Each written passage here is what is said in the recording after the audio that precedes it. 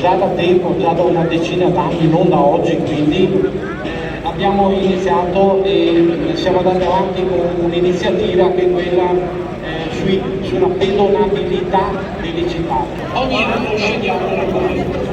Quest'anno abbiamo scelto l'argomento degli alberi. Gli alberi perché?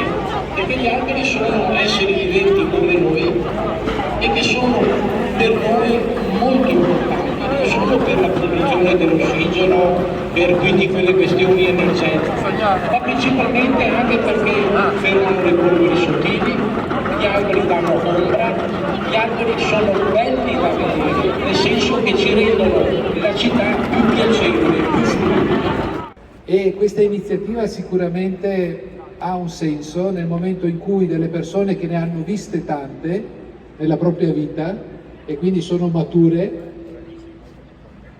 dicono sta roba qua è qualcosa che noi possiamo lasciare anche alle prossime generazioni. Questo dono che viene fatto verrà accolto e sarà recepito da buone mani. Bellissima iniziativa che diciamo è assolutamente coerente con quanto stiamo facendo. In questi giorni stiamo piantumando 120 alberi. Abbiamo delle cosiddette isole di calore in piena estate dove non si sta bene e invece sappiamo che dove c'è verde e ci sono alberi sicuramente il benessere anche fisico oltre che psicologico ne guadagna.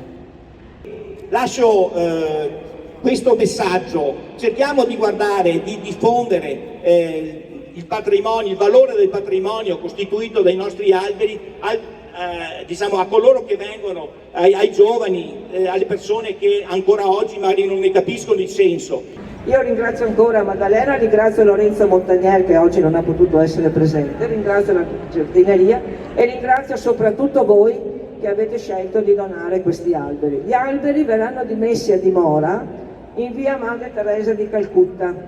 È un'area dove sta già sorgendo un nuovo bosco, c'è un'area diciamo a lato dove là non è previsto bosco ma sono previste alberature, quindi verranno messi tutti insieme in quell'area là in modo che si possa anche un po' caratterizzare la vostra donazione. Speriamo di rivederci presto e magari invece di 10 come sindacato dare la possibilità di prendere magari una ventina, una trentina e rivederci qui di nuovo tutti assieme. Un grazie e arrivederci a tutti.